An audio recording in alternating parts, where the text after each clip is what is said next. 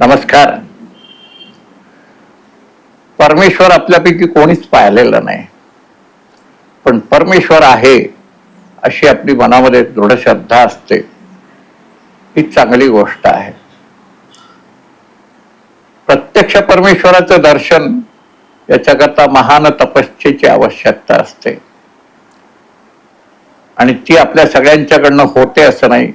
व्यवहारी जगामध्ये जगत असताना आपल्याला कधी कधी परमेश्वराची आठवण होते, बाकी आपला व्यवहार चालू असतो. चुकीचं काही नाही.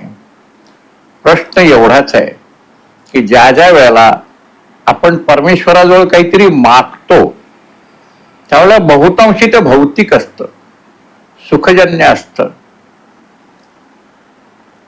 मला असं वाटतं की भौतिक सुख आणि अन्य सुख, आत्मिक सुख याच्यामध्ये फार मोठं अंतर आहे. खरं सुख आहे ते आत्मिक सुख आहे, मनाचं सुख आहे.